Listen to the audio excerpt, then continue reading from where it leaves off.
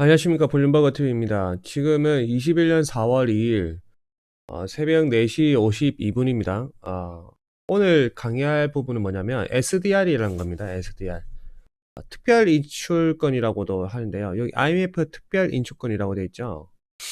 이걸 언제 국제적으로 쓰는 거냐면은 해당 어떤 A라는 국가가 말 그대로 이제 그 해당 국가에 돈이 없을 때 그 부도 사태로 인해서 연쇄적으로 글로벌적인 어떤 악화 현상이 일어날 때 IMF에서는 이 특별 인출권을 좀 이렇게 지원을 해준다고 생각하면 돼요. 지원을 해준다. 실제적으로 이렇게 현금이 거래되는 개념은 아니고 계좌개표상 재무제표상에 이 SDI라는 개념이 들어간단 말이에요. 그렇게 해서 일시적으로 가상적으로 그러니까 그 재무제표가 좋아지게 한다. 이런 개념으로 보시면 돼요. 해당 국가에.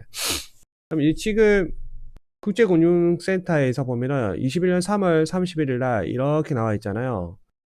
이게 유로예요, 유로. 유로인데 이거 보려면 한 돈 1,000만 원 더 줘야 돼. 회원가입이. 근데 제가 그냥 그런 거 없어도 설명을 해드릴게요.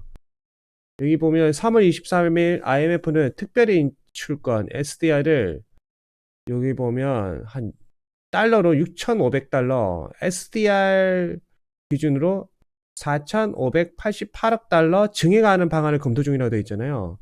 이게 뭐냐면 SDR이란 그 통화가 있어요. 통화. 그러니까 달러처럼 그런 SDR이란 통화 단위가 있어요. 이 통화 단위는 일반 개인이 쓰는 게 아니고 국가에서 이렇게 재무제표상에 1SDR 이런 식으로 표기를 한단 말이에요. 우리나라에도 그런 식으로 표기를 해. 그렇게 해서 이 환율 단위가 차이가 나기 때문에 그래요. 이 SDR 환율도 계속 변해요. 그렇게 이해하시면 될 것 같고, 여기 회원국들의 최종 승인 시 SDR 증액은 그 09년, 그러니까 08년 리먼 터지고 나서 처음으로 이런 일이 있다. 말 그대로 그만큼 이제 글로벌적으로 경기가 안 좋다는 거죠. 위기다라고 생각하시면 돼요. 그럼 여기 보면 SDR 확대 편성은 6,500억 달러까지 가능할 것으로 예상돼 있다. 다만 저소득국 지원이라는 당초 의도와는 달리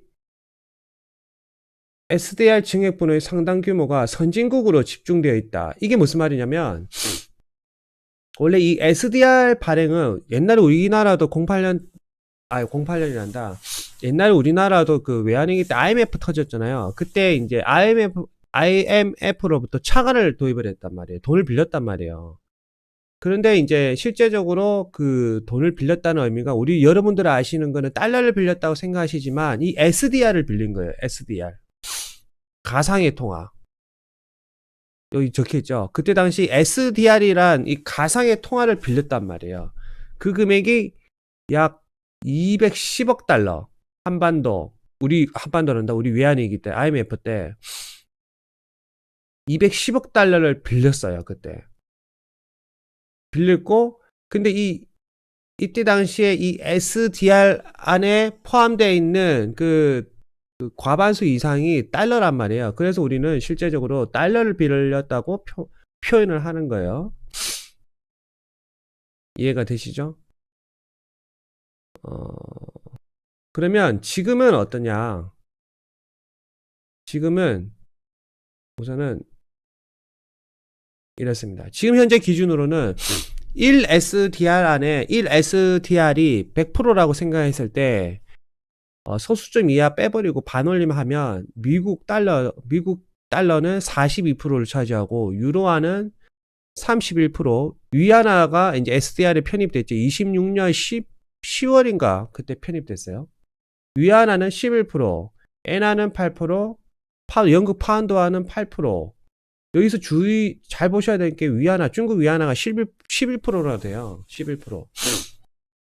본격적으로 그 중국의 대외 경기가 본격적으로 좋아진 게 어떻게 보면 2016년 10월이라고 생각하셔도 돼요. 당연히 그전에도 이제 국제적으로 개방을 했겠지만은 글로벌적으로 어떤 그 위상을 각 세계적인 기축통화로서의 위상을 가지게 된 거는 2016년 10월이란 말이에요. 여러분들은 그 기축통화하면 달러만 생각하시면 실제적으로 그게 아니란 말이에요. 이 달러랑 가치 위에 이 달러가 과거에는 근본이자를 인해서 이제 과거에는 근본이자였잖아요. 옛날에 케인즈 그때는 그렇게 해서 문제가 뭐냐면 금을 기준으로 달러를 산정을 해보니까 달러 가치가 하락하잖아요. 그래서 브레튼 우드 체제가 이제 그때 협정을 맺으면서 근본이자를 탈피하고 달러를 무한정 풀잖아. 근데 달러를 무한정으로 풀면 어떻게 돼? 돈이란 건 풀면 풀수록 공급이 증가하니까 가치는 하락하잖아요. 희소성의 원칙 때문에. 그러면 이 달러 가치가 하락한다는 거는 그 해당 국가 미국의 국민들이 쓰는 그 달러는 휴지 조각이 돼버린다는 거예요. 그럼 미국에서는 인플레 현상이 일어나고 맞죠. 그런 부분을 막기 위해서 나타난 게 이 SDR이란 말이에요. SDR. 실제적으로 이 달러 위에 존재하는 통화 가치가 SDR이에요. SDR. 이해가 되시죠? 그럼 이 SDR을 왜 이렇게 다양한 국가를 이렇게 원래는 4개 국가였어요. 미국, 유럽, 그 다음에 엔화, 파운드화 이렇게 미국 중심의 미국 우호 국가들 중심으로 이렇게 했는데 2016년 10월경에 왜 위안화를 받아들였냐면 위안화의 그 글로벌적인 어떤 중국의 글로벌적인 가치라고 해야 되나? 그 부분이 아주 높아졌기 때문에 어쩔 수 없이 받아들인 거란 말이에요. 어쩔 수 없이. 그리고 어떻게 보면은 그 미국의 그 SDR에 포함된 미국의 어떤 점유 부분을 줄이면 줄일수록 미국의 가치가 미국 달러 가치가 줄어드는 걸 막을 수가 있단 말이에요. 일시적으로. 이해가 되시죠? 당연히 이 SDR은 쉽게 말하면 급전이라고 생각하시면 돼요. 어떤 A라는 국가가 급하게 돈을 필요할 때 이 SDR을 빌린다. 그리고 이렇게 생각하시면 돼요.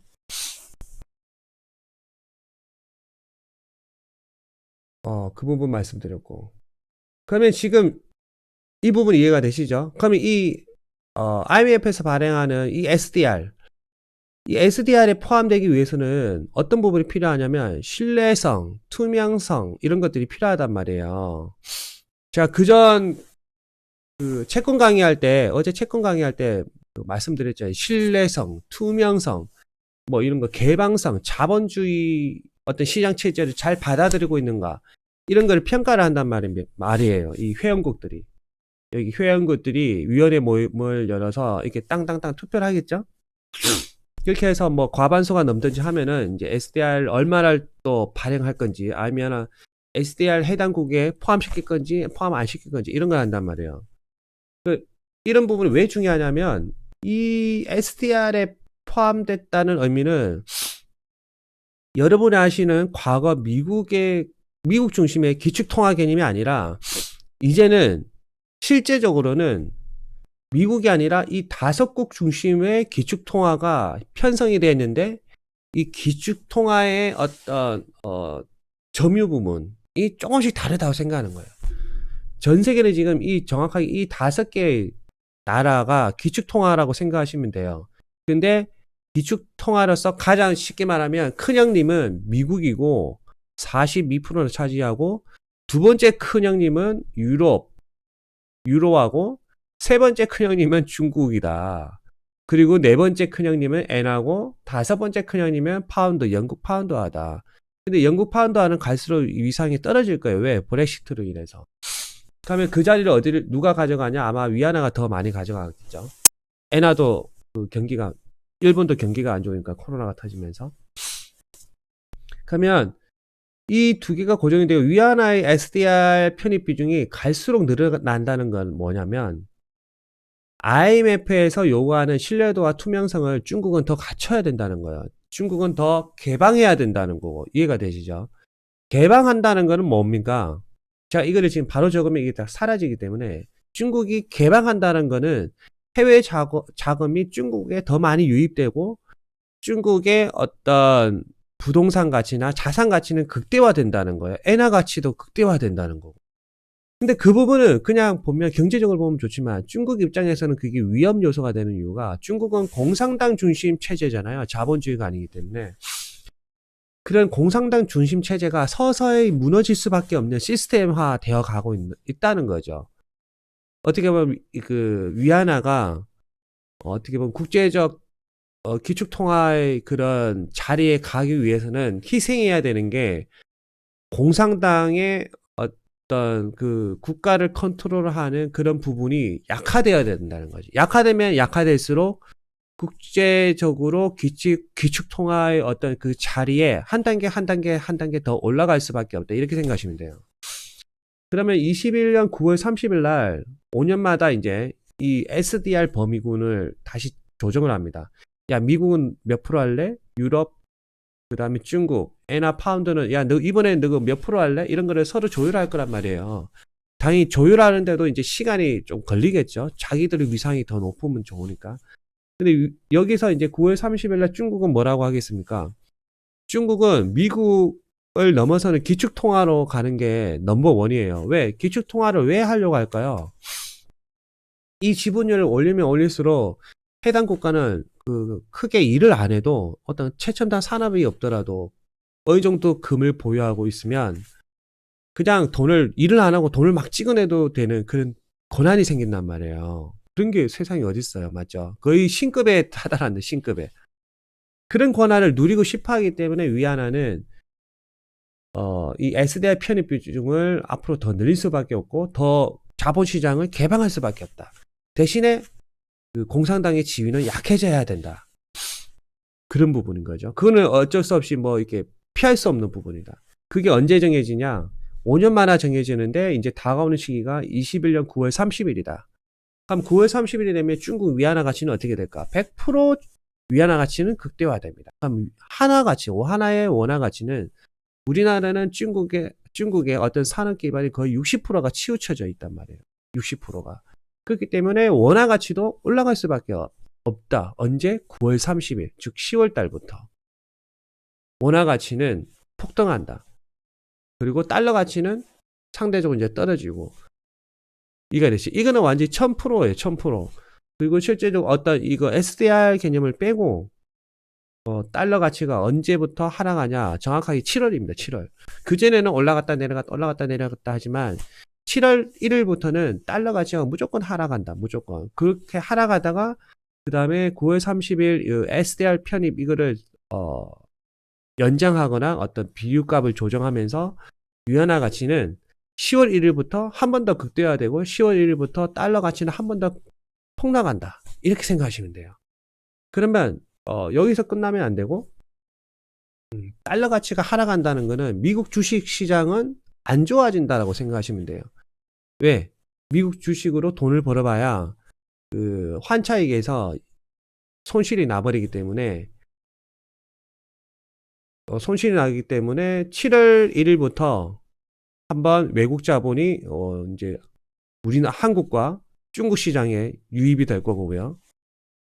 그 다음에 9월 30일 이후인 10월 1일부터 미국에 있는 그 한머니들이 중국과 한국으로 다시 역으로 꽂힌다. 이렇게 될 수밖에 없어요. 그전에는 당연히 미국 그 인프라 계획안이나 어떤 1.9조 달러 푸는 이런 부분 때문에 어떤 기대치 때문에 미국으로 돈이 쏠리겠죠. 근데 어제도 발표했다시피 그 거의 2조 달러, 원래 1.9조 달러인데 이게 2조 달러 개념으로 업그레이드 됐잖아요. 하여튼 그렇게 되면서 문제점이 있어요. 그거를 한 번에 집행하는 게 아니라 10년에 나눠서 집행한대. 10년에 나눠서. 그러면은 2조 달러를 푼다고 칩시다. 2조 달러를 풀어도 그 10년에 나누면 1년에 0.2조 달러라는 거예요. 0.2조 달러. 생각외로 그렇게 크지는 않다. 생각외로. 시장이 받아들일 때 실망감이 좀 들 수도 있다라고 생각하시면 돼요. 이렇게 하면 이제 뉴스의 SDR이 뭔지 이해가 되시죠? 한 번 더 간단히 말씀드리면 이 세상에는 가장 위에 있는 통화 가치는 1 SDR인데 일반 개인이 쓸 수 있는 부분도 아니다. 그냥 이거는 해당 국가의 재무제표상에 나타나는 그런 개념이다 라고 생각하시면 돼요. 그래서 여러분들은 SDR이란 종이를 돈을 만질 수가 없어요. 그냥 가상화폐인 거예요. 가상화폐. 그리고 이 SDR에 포함되는 그 범위값을 높이려면은 어떤 해당 국가의 신뢰성, 투명성 이런 것들을 가지고 있어야 된다. 자본시장을 개방을 해야 된다. 더욱더 완전히 개방할수록 이 범위값은 넓어지고 그 다음에 문제점은 SDR 편입 비중이 높아질수록 해당 국가는 외국 자본이 들어가기 때문에 어떻게 보면 위험할 수도 있다. 왜? 외국 자본이 들어갈 때는 좋은데 나올 때 해당 국가가 리스크에 시달릴 수도 있다. 그리고 어떻게 보면 정치적으로 해당 국가가 그 SDR의 편입 비중이 높아졌기 때문에 정치적으로 또 이게 외국 자본에 의해서 좌지우지 될 수도 있다. 그렇게 생각하시면 돼요. 그리고 이 SDR은 5년마다 이 편입 비중을 바꾼다 라고 생각하시면 되고, 그 다음에 국제금융센터에 나와 있는 이 부분 SDR 특별 인출권을 6,500달러, SDR로 따졌을 때는 4,588억 SDR을 증액한다. 이 말은 뭐냐면 더블로 증액한다. 이거는 이 5개 국가가 이 5개 국가의 자산이 더블로 늘어난다 생각하시면 돼요. 왜? 이 숫자가 늘어나니까. 이네들 자산은 앉아서 더블로 늘어난다. 그래서 누구나 SDR이 편입되기를 원한다. 그렇지만 쉽게 편입은 안 된다. 왜? 이네들 위원회가 모여서 땅땅땅 해서 오케이 하면 가입하는 거다. 이렇게 생각하시면 돼요. 자, 그러면은 과거에는 이 SDR을 얼마 정도 갖고 있었냐? 여기 보면 나와 있죠. 지금 이제 늘리려고 하는 거는 SDR 기준으로 4,588억 SDR을 늘리려고 하는데, 과거 이 연합뉴스가 2016년 여기 있죠. 2016년 9월 28일 기사란 말이에요. 이때 당시 기준으로 SDR은 2,850억 달러였단 말이에요. 그리고 이때 이후로 처음으로 한 번 더 증액하자고 이제 논의하는 금액이 거의 더블이죠. 이때는 2,850억 달러였고 지금은 4,588억 달러. 정확하게 2배는 아니지만 한 1.7배 정도 되지만 그냥 2배라고 생각하시면 돼요. 그럼 이만큼 지금 세계 경제가 안 좋기도 하다라고도 생각하시면 돼요. 이해되시죠? 이 부분은 제가 URL 남겨놓을 테니까 이렇게 한번 보시면 될 것 같아요. 그리고 여기 보시면 이 과정에서 반미 국가들로의 자금 유입 우려도 문제가 되고 있다. 이 부분은 뭐냐면 여기 보면은 반미 국가가 어디입니까? 중국이잖아요. 중국. 그 전에 SDR 편입되기 전에는 중국이 편입되기 위해서 꼬봉이 역할을 많이 했단 말이에요. 미국이 시키는 대로 다 하고. 원래 그렇잖아, 세상사가. 근데 편입되고 나니까 배째라 는 거잖아요. 그러면 9월 30일 기준으로 위안화 중국의 자산 가치가 거의, 그러니까 SDR 기준으로 자산 가치가 2배가 늘어날 건데, 그 늘어난 금액을 중국이 반미 국가에 돈을 뿌려줘도 상관이 없다. 아시게 됐죠? 중국이 반미 국가한테 돈을 뿌려줄 수도 있잖아요. 지금 현재 반미 국가는 어디예요? 이란이잖아요. 이란은 또 누구한테? 시아파들한테 돈을 지원해 주잖아요. 결국 위안화 이거를 더블로 늘리는 순간 중국의 어떤 SDR 가치는 2배로 늘어나는 거고, 그 2배로 늘어나는 그 폭만큼 중국은 돈을 빼서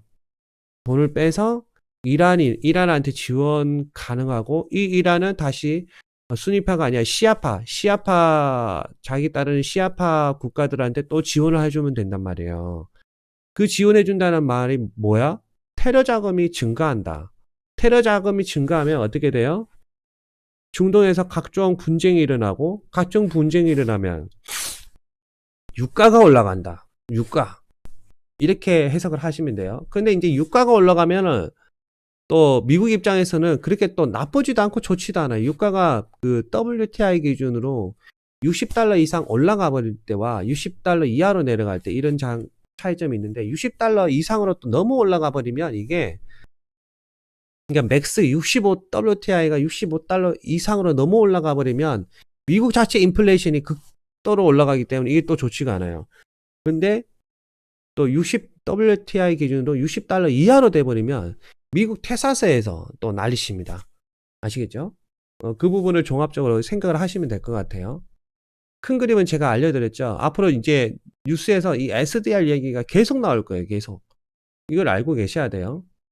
이게 팩트예요, 이게. 감사합니다.